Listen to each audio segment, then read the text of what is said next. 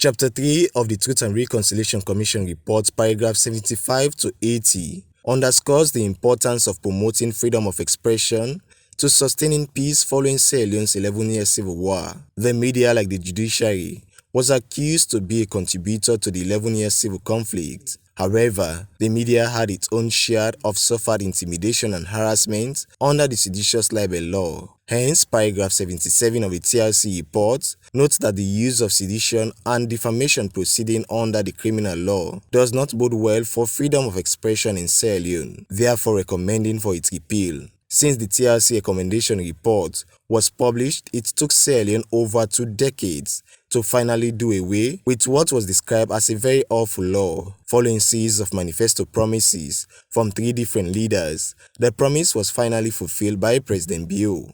Ladies and gentlemen, after decades of unfulfilled promises on the repeal of Part 5 of the Public Order Act of 1965, together we started a journey in 2018. Even though we walked through the valley of shadow of apprehension, you feared nothing, for I was with you.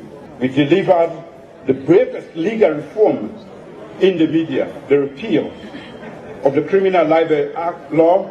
I must say that I'm proud that no journalist is in prison for the practice of journalism. But what was the plight of journalists under this law? We have seen in the past how journalists have been incarcerated on the orders of state officials or even politicians. I have seen journalists weeping behind bars as a result of the criminal libel law. We have seen how it has intimidated journalists right in the middle of their article, of their work, as long as it is critical of certain positions.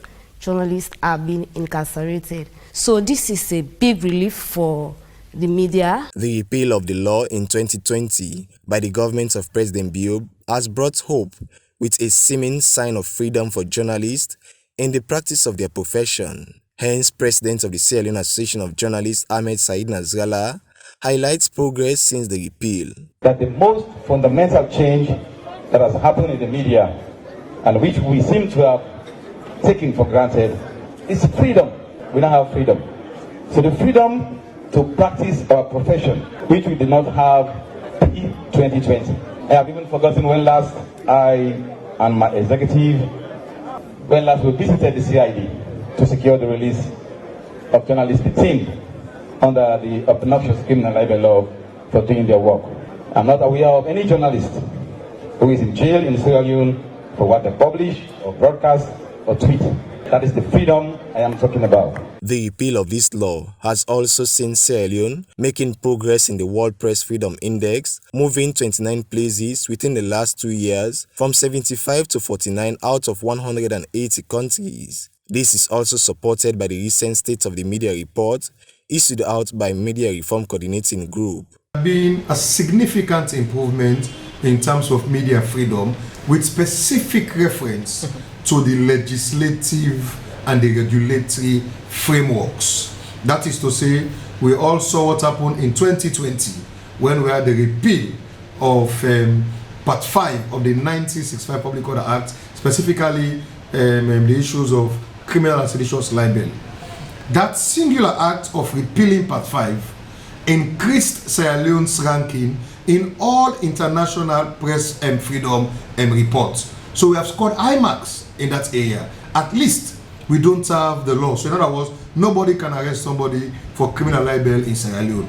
Granted, there are still some concerns around safety and security issues, but the major aspect that deals with the law, we have scored a pass mark in that, and we have made tremendous impact. While the repeal of Part 5 of the 1965 Public Order Act may have provided freedom for journalists with regards to their publication not being criminalized, yet there is still more to be done with regards to harassment and intimidation in the line of duty, especially during election periods.